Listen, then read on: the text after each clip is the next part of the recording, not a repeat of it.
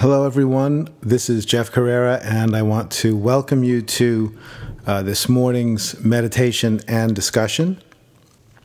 As you know, the theme that I've chosen for this morning is meditation and love, and I offer calls of this sort periodically. Today, what I want to share with you is a different metaphor for meditation, and I want to start this call by just saying a little bit about the significance of metaphor, because our understanding about reality occurs in metaphor. Language is a systematized method of using metaphor to understand reality. When I say the word book, we all know that that word, which is essentially a sound and a symbol, stands in the place of an object that we would all recognize as a book.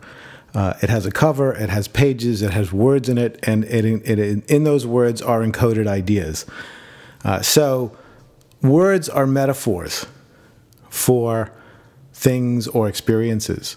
And we often think that the language that we use and the words that we use to describe things are essentially innocuous, meaning that the thing itself is what it is regardless of how we describe it.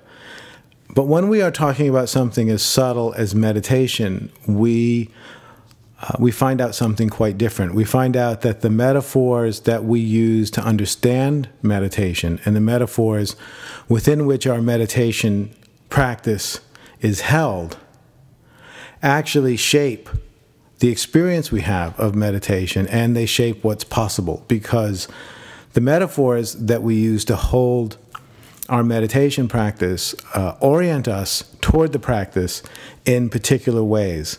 And depending on how we're oriented toward the practice, we will get different results. So today, I want to give you a different metaphor to hold the practice of meditation inside of, one that I find very valuable and one that I think helps us avoid certain pitfalls in meditation that are easy to fall into, or maybe I should say more easy to fall into if we're using other metaphors. So the shift in metaphor that I want to introduce you to is one from the most commonly held metaphor for meditation, which is that meditation is a practice,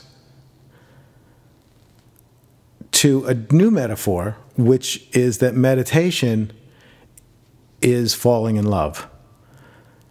And I'm going to use the next 15 minutes or so to explain that shift in metaphor and why I see it as important. And then I will take you through a guided meditation that will help you experience the difference. And then there will be time at the end of this hour for you to ask any questions that can help us come to a deeper understanding of what meditation is about. So again, I'm talking about a shift from the metaphor of practice to the metaphor of falling in love. And the reason I see that as a valuable shift, I think we'll get clear in a moment. But let's speak for a minute about meditation as practice.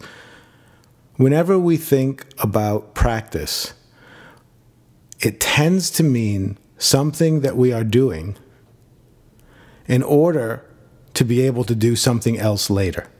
So if I'm taking piano lessons, I am practicing the various skills of playing piano so that at some point I will be able to perform at a level of mastery that I want to perform at. So the practicing the piano is a tool. It is a for something. We practice the piano so that we can perform later. The metaphor of practice is one that's generally applied to skills that we want to improve, that we want to get better at. So we are practicing the skills so that later we will be better.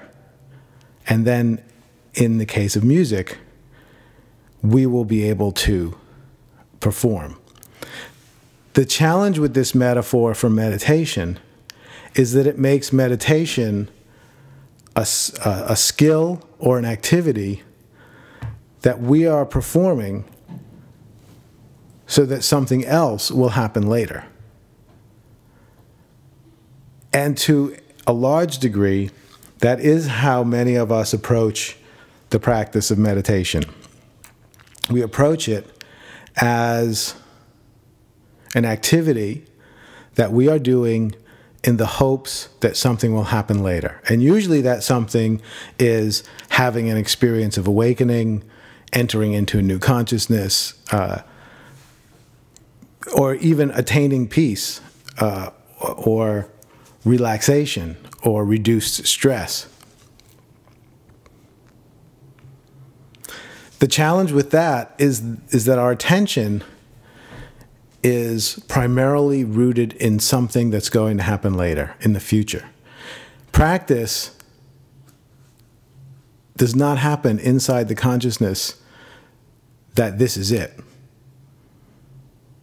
You know, when you are playing the game, when you are performing on stage, you are performing in a consciousness that knows that this is it. This is the event. This is the reason. I'm here. You don't perform for some later. You perform for now. You are on the stage. You're performing to an audience. This is it. This is the main event. You are giving yourself completely to it. This is not something that you're doing in the hopes that something is going to happen later. This is something you are doing because this is the main event. And that consciousness is what we want to bring to our meditation practice. But if we use the metaphor of practice, that metaphor can get in the way because it too easily lends itself to us relating to meditation as something we are doing in the meantime, when in fact the main event is whatever it is we think is going to happen later.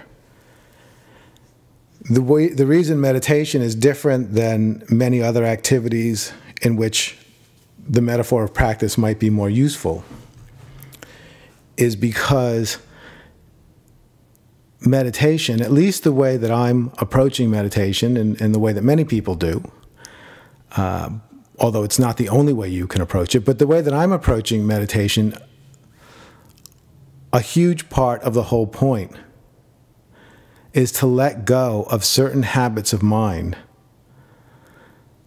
that keep us fixated on the future, that hold us in a relationship to reality where we see the future as the main event and the present as some meantime that we have to live through in order to get to where the action is. In that consciousness, we are resting in a kind of unsatisfied relationship to the present. The present is always experienced as somehow lacking because it's not it, and we are working towards some imagined future that we have defined as it. And I believe that the purpose of meditation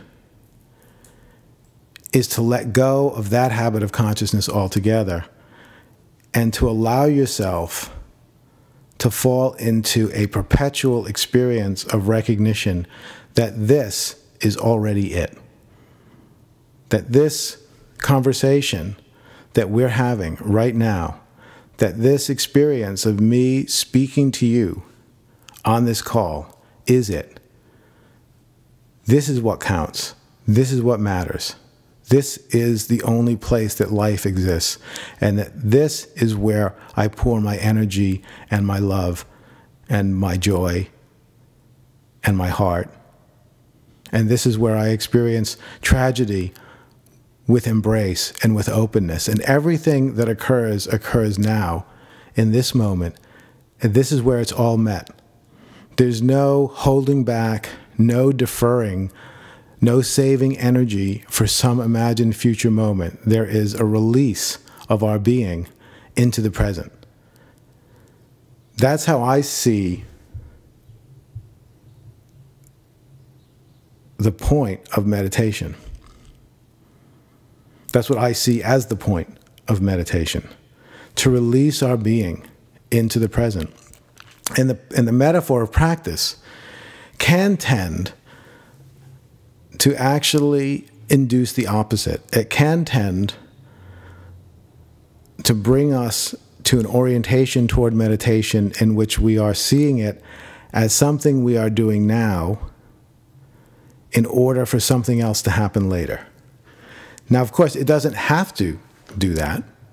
Metaphors don't control our experience. But you'll be amazed at the benefit you can get just by shifting your metaphors and the metaphors that you're using to hold experience. So what's the metaphor that I want to suggest? The metaphor that I want to suggest that you shift into is the metaphor of falling in love.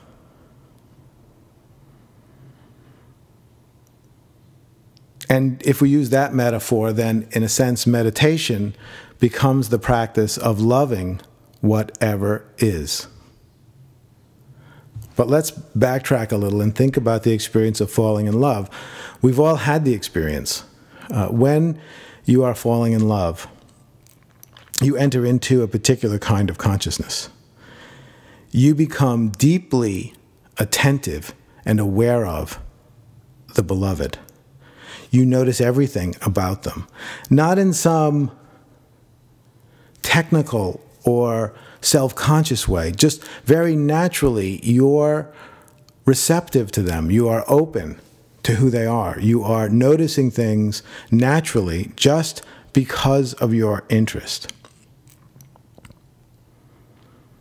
You also feel that the context of the relationship is always warm and joyful and celebrating. The whole event of falling in love feels like a celebration of life, a celebration of the other, a celebration of yourself. And also there's no sense of it being something that you are having to live through in order for something better to come later. Falling in love is the experience of this is it. Now, this moment with the beloved is the moment that matters because it's the one you're actually in. And these qualities and many more are qualities that I believe it is valuable to cultivate in our meditation. The quality of falling in love, the quality of being so in love with consciousness, with the fact of being aware, with the richness and the beauty and the tragedy and the challenge of the human condition, of the human experience, and just experiencing the gratitude that we have arrived in this form, where we could engage in this magnificent practice, where we could connect with each other in the experience of this practice and in the awakenings of this practice. And the celebration of the fact that awakening is possible, that by sitting and loving exactly what is continues to open and expand and awaken and change. The fact that we have the opportunity to participate in a miracle of that magnitude is something to just be completely in love with, moment by moment. And I would ask you just to notice now in your experience the difference between the way I was describing how the metaphor of practice can orient us toward meditation versus how the metaphor of falling in love can orient us toward meditation. Often when the emphasis is on meditation as a practice, our orientation toward meditation becomes more technical. It becomes a mental skill that we can develop. And that mental skill will bring us to certain achievements, like stress reduction or relaxation, or perhaps even awakening and enlightenment. But the idea is that there is some way for us to work with our minds, to develop skills that will allow us to achieve and attain something later. And that metaphor, which is a metaphor of separation from that which you desire and striving to attain that which you desire, is exactly the habit of mind that I believe meditation wants to break in us. The habit of assuming that we are in a place of lack and that we must strive in order to become fulfilled in the future. That metaphor for existence is the one that a deep practice of meditation can move us beyond. Because a profound practice of meditation is the practice of the direct recognition that this is it, that this is the moment, that this is where we are. This is life. It's happening now. There is no future. There's just the imagination of the future. There is no past. There is just memory of the past. But the memory of the past and our imaginations about the future are also happening now, in the only moment that exists. Life occurs in the present. Life is now. And meditation is an experience of being, is the experience of being present to the reality of now. And using the metaphor of falling in love, meditation is the experience of falling in love with now, falling in love with what is. So what I'm going to ask us to do is, for about the next 20 minutes, I will take you through a guided meditation. And I will be using the metaphor of falling in love to direct how you are orienting to your experience of the present moment. We are going to let go of any idea of practice. And at least for these 20 minutes, we are going to wholeheartedly and exclusively embrace the metaphor of falling in love as the container of our meditation.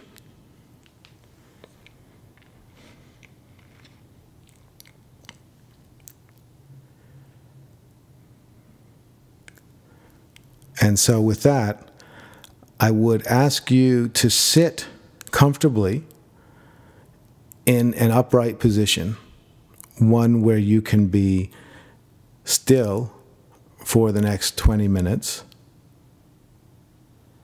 while remaining comfortable.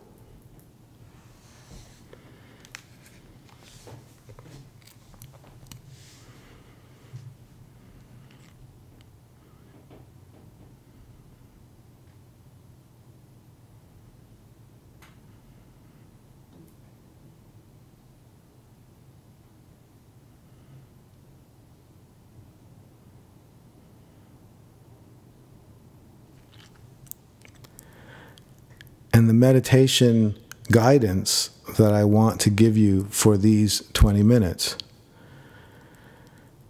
is simply to allow yourself to be in love with whatever experience you're having.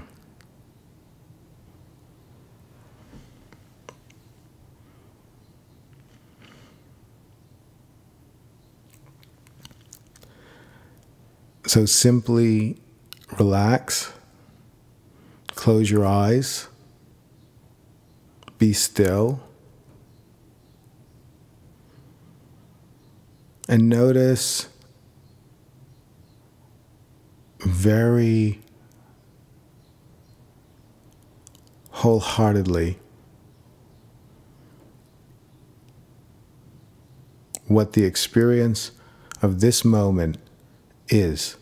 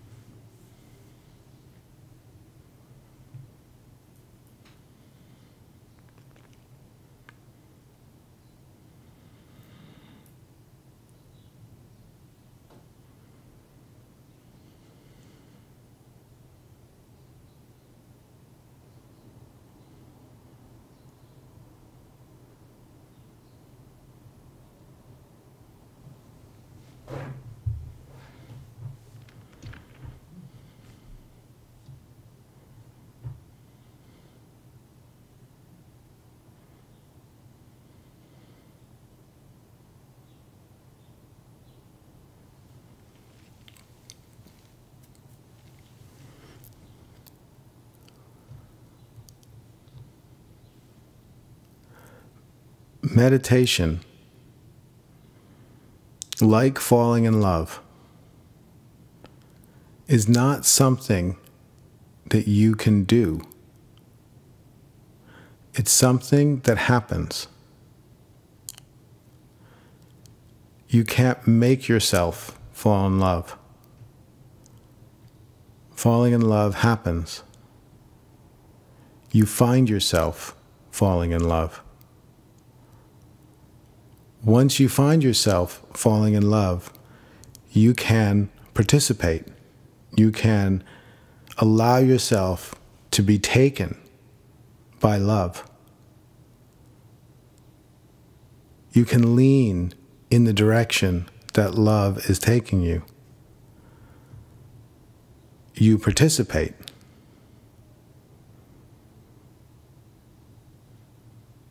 And you can also resist. But still, falling in love is not something you are doing. It's something that's happening. In the same way, meditation is not something that you do. It's something that happens. It's something that you find yourself in. And then you can participate, or you can resist.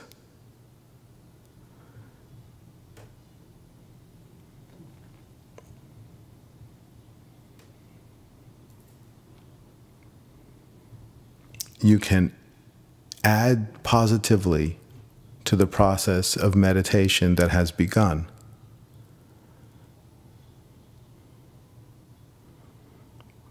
But it's not something that you are doing. So as you sit,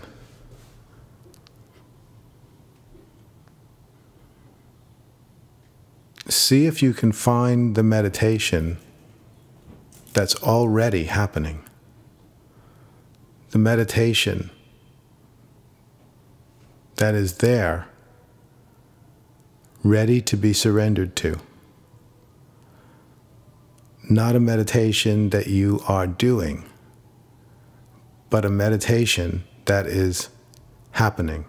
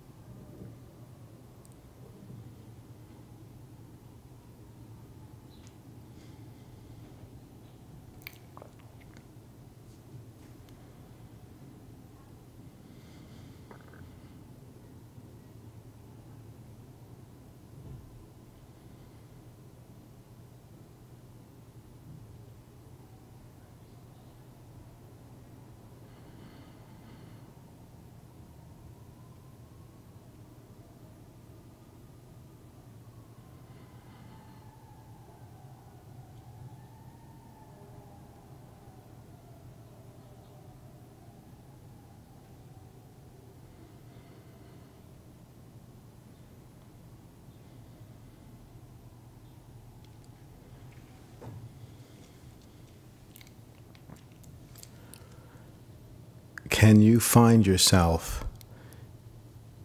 in a meditation that has already begun? Can you find yourself falling in love with the experience of this moment? And once found, can you allow that love to take you into more and more and more and more profound experience of the reality and the life that you are already in the middle of?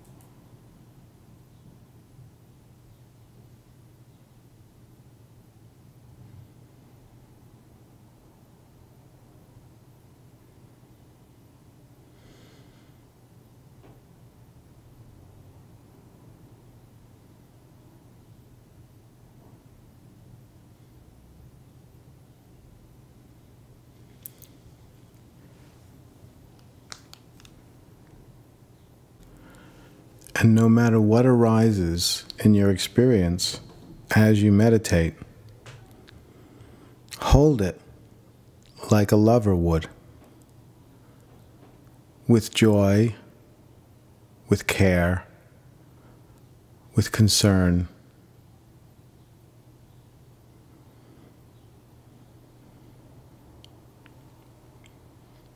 Meditate with a loving heart, as well as a discerning mind.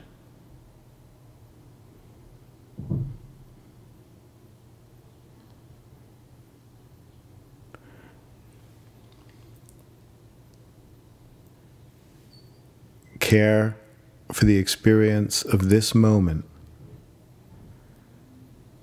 as if it were your beloved.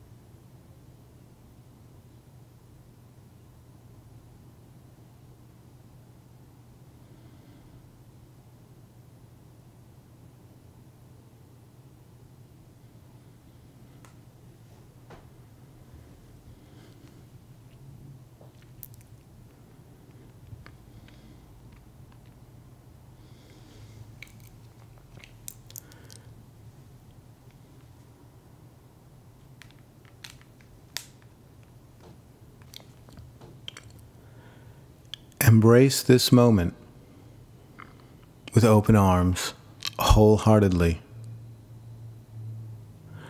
Accept it exactly the way it is.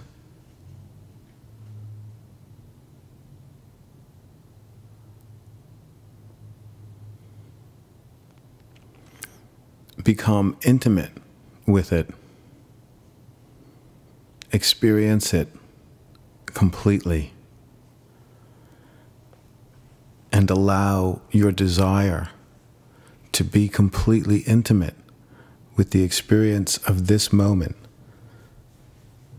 to overwhelm you, to compel you to greater receptivity and more presence.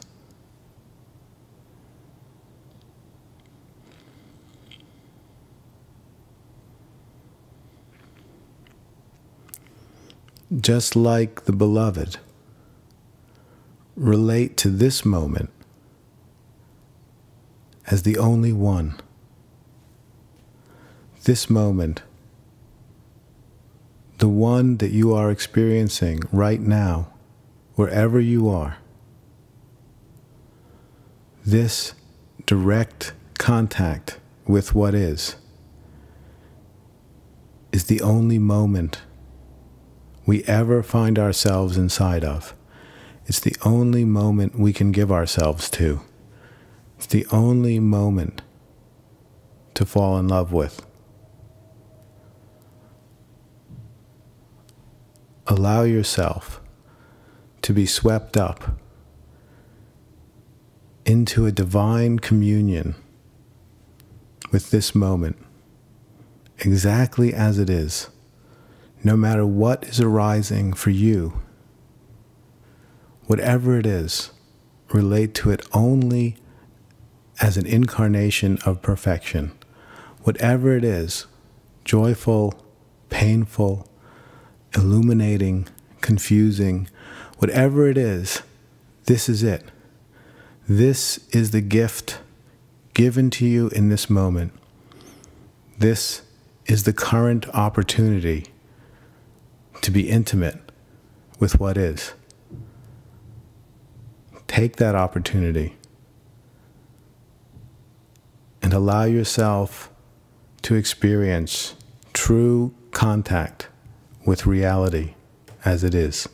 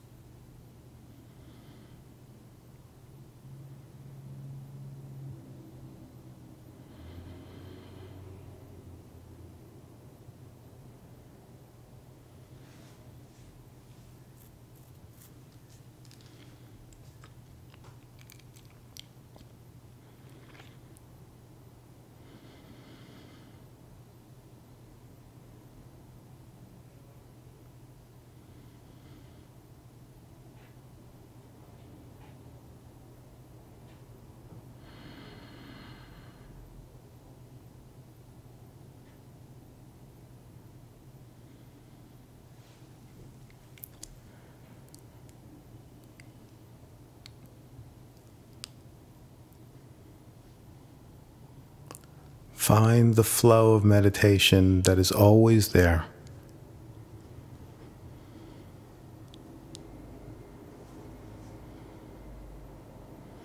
Allow yourself to find the the love of life that brought you into this world in the first place. Embrace that as the meditation that you are already in the middle of. And allow it to take you in unimaginable directions.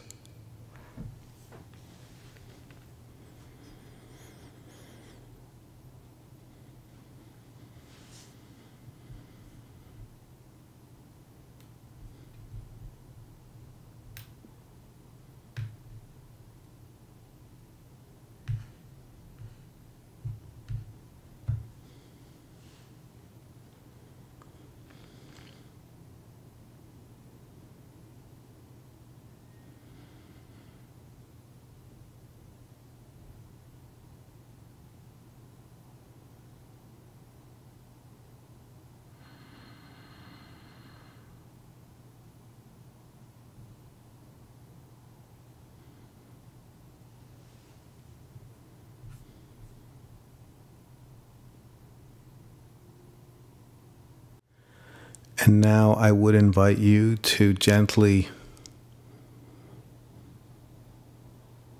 remove your attention from the meditative experience.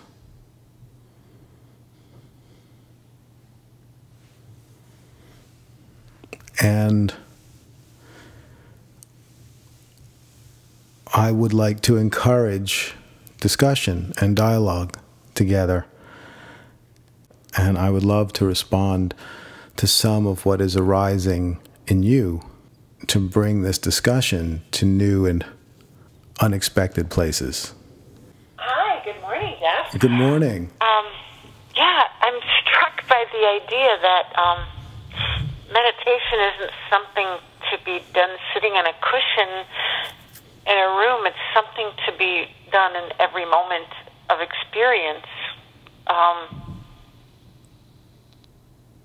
What you're describing is something that could be experienced in every moment, in any interaction, and the Herculean effort it will take to stay that attentive is a little mind-boggling. Mm-hmm. It's mind-boggling to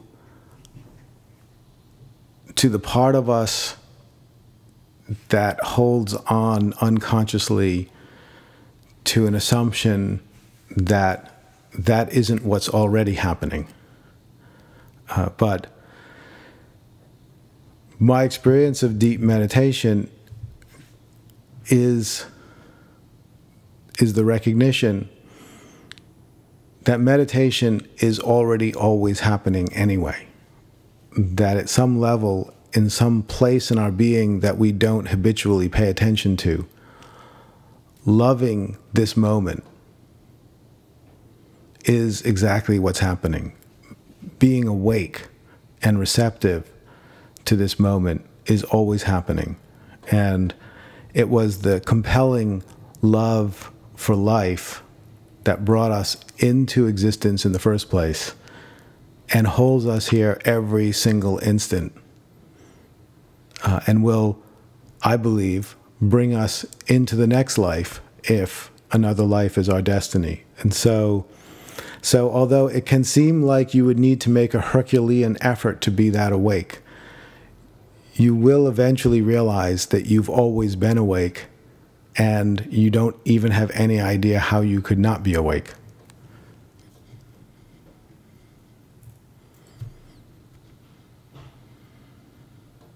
Like driving a car, the car is always running. Exactly. The car's always running. That's a great metaphor. It's like realizing that you're not actually driving the car in the sense of making it go. It's running on its own, yeah. and you're participating. Yeah. Okay. I can grasp that. Good. Thank you. This great birthday present on a lunar eclipse day. I couldn't ask for more. Oh, well, happy birthday. Thank you. This is an awesome gift. Okay, you're very welcome. Thank you. Hey, Jeff. I love this approach today. I just wanted to follow up with your idea of metaphor, and as you went through the meditation, I was wondering about love as a metaphor. Because we keep talking about loving and love and so on, and it seemed to me that it was a metaphor for a kind of opening, and I just wondered if you could talk about that a little bit. Word is always thrown around. It means a lot of things. And I think that if we look at our experience, whatever experiences we've had of love and of falling in love, I think what you just said is very appropriate, that the experience of love is an experience of opening. When we fall in love, what happens is we start to open up and allow ourselves to be vulnerable and receptive. And in those moments, one of the things we realize is how closed we've been, how guarded we've been, and how defended we've been. And so, yes, the metaphor of love leads to an opening and a receptivity and a vulnerability to the present moment, which is why I feel it's such a good metaphor for meditation, because another way that you could think of meditation, another way that I think it's very valuable to think of meditation, is as the act of allowing yourself to be vulnerable to reality.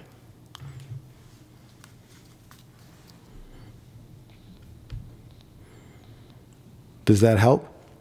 Yeah, no, that's very good. I appreciate that.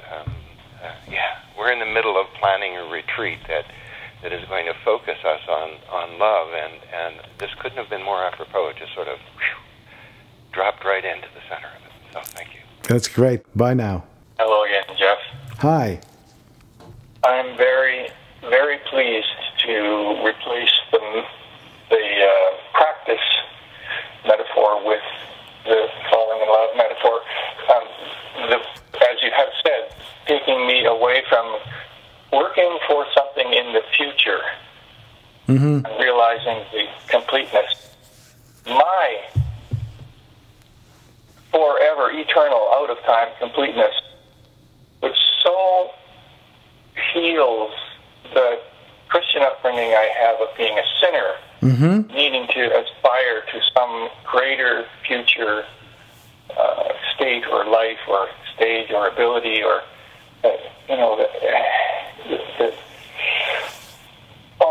the deficit that I am now needing to be filled. Oh, God, I don't want to think too much about that. Yes, let's not go too far in that direction. Yeah.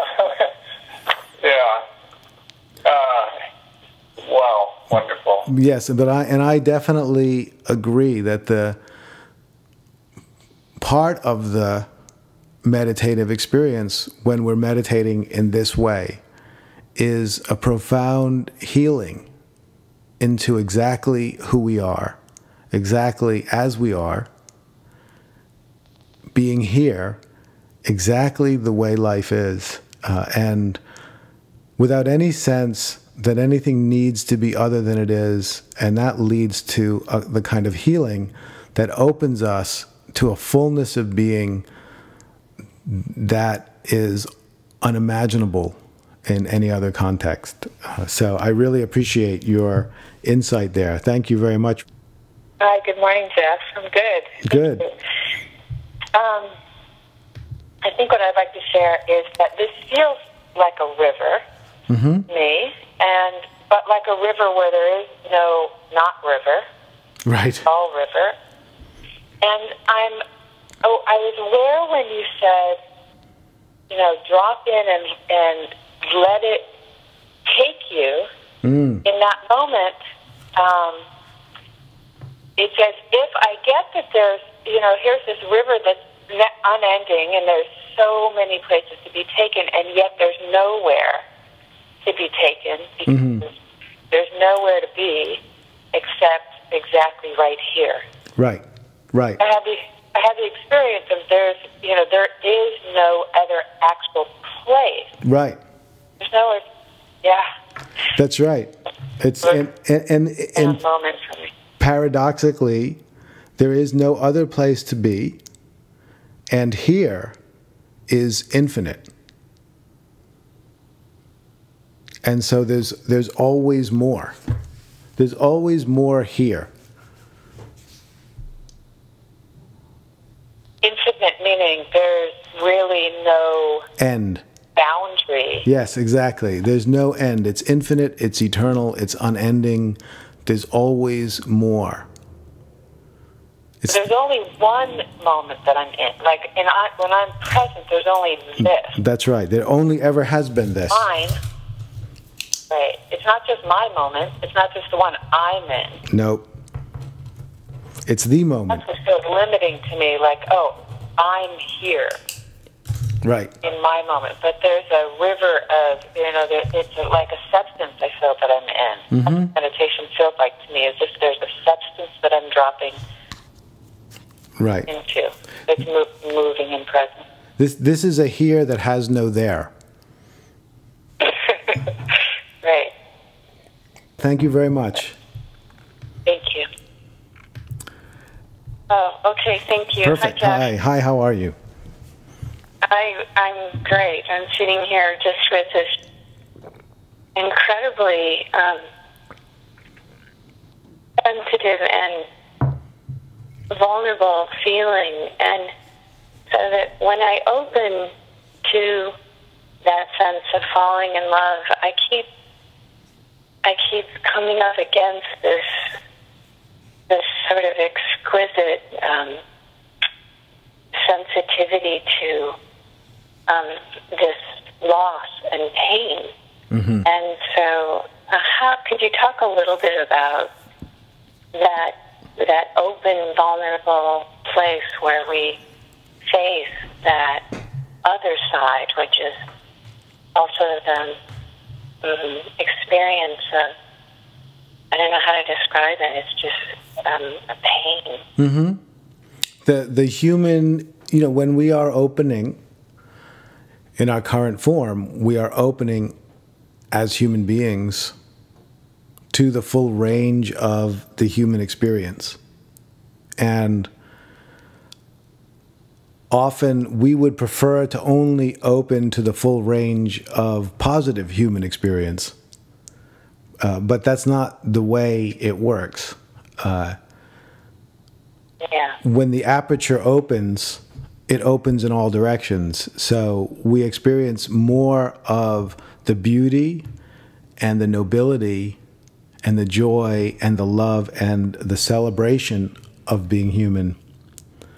And at the same time, we experience the pain and the suffering and the loneliness and the tragedy that's also part of the human experience. And so we want to orient toward all of it. Yes. In love. Yes. And deep, profound, compassionate embrace, not just of the best parts of being human, but also the worst and everything in between, and embrace the whole complex, messy affair of being human as the miracle that it is. And we are blessed to have the opportunity to experience it all. And that doesn't make the pain less painful or the suffering less suffering, but it creates a loving container within which to embrace the whole event. Yeah, I just see myself trying, techniquing, kind of trying to figure out a way to deal with that Mm-hmm. sort of fear of just dropping into that incredible vastness of the other part of Right. the good, the good feeling. Mm-hmm. And it just, it seems much more difficult to drop in. There's a fear around dropping into that. Right. There's a fear around letting go. And Right. and this is a practice of letting go and giving up control. And you, as you're describing, and as most of us experience, what tends to happen is that we want to have a sort of controlled opening.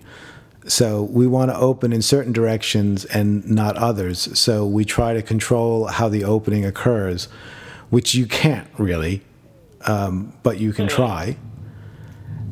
My suggestion is that you see that part of yourself that doesn't want to let go, that's afraid to let go, that's afraid it can't handle the fullness of what it is, and embrace that part of yourself with compassion and with love. As if it is maybe a less courageous part of yourself than the part that's able to love it. Mm-hmm. And eventually, it will slow down and dissipate, and you don't know where it will lead. But if you are open and receptive and vulnerable to the part of yourself that isn't open and receptive and vulnerable, then you're already there anyway. Thank you.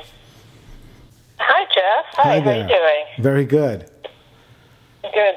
This was great, and I found that as soon as just shifting the experience to love was a very different experience in meditation, and that I was realizing that usually something comes up, and I'm like, oh, you're doing it wrong. So Right.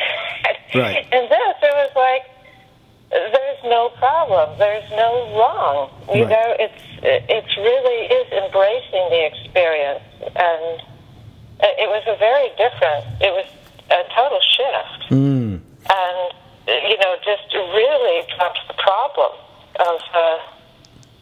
I could see which is a main modus operandus of mine. Yeah. Right. Yeah. Well, all of us. That's great. All of us, the modus operandi is to be harsh with ourselves and to pick out problems, both in reality and in ourselves. And as you know, when I teach meditation, typically the instruction I give is simply to have no problem. And as you just beautifully described, this orientation of falling in love can make that even easier. It can give you a metaphorical vantage point that makes having no problem even easier. Right, because it's a no problem instruction. I find I can even make, I'm making a problem. That's a problem. Right, exactly. You can even make a problem out of that. Yeah. No, that's true. Bye now. Hello there. Hello, Jeff. Hi. Great to talk to you. Nice to talk to you, too. Just wanted to share such a gratitude for this teaching because, wow, it's so different. As the previous caller was saying, from approaching meditation, I can feel the difference of the cataloging mind, checking, and it's like having a checklist.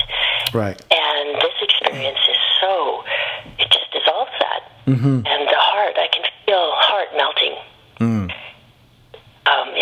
Really profound and joy and this incredible tenderness for all of it. Right. Yes, thank you so much. And this is so direct and clear. And like the previous caller was saying too, you can think about, I'm now not going to have a problem with this. Right. And it's like the mind's eye is just looking at it all. And this is dropping right in, and the whole self. I can feel the whole self being with this. Yeah, wow. That was really what I wanted to get across today, is that if our approach to meditation is overly technical and overly about attaining some kind of mental skill or perfecting some kind of mental skill, we can miss the point, which is always about being vulnerable and open and receptive to a reality that's always already present and not something that we have to strive for or work toward. And it's so immediate. the dissatisfaction or the judging of self, it just vaporizes. Right. That's right. It's amazing just how immediate. Thank you so much. Thank you. Bye. And we have come to the end of our time together. There were many hands up that I haven't got to, so I'm doing another call in 2 weeks of this type. And that time I'm going to be speaking about a different metaphor for meditation. This time it's the metaphor of creativity, and I think you're going to find that one equally valuable. So right now I'm going to open up all the lines so that we can all say goodbye together. Thank you all very much.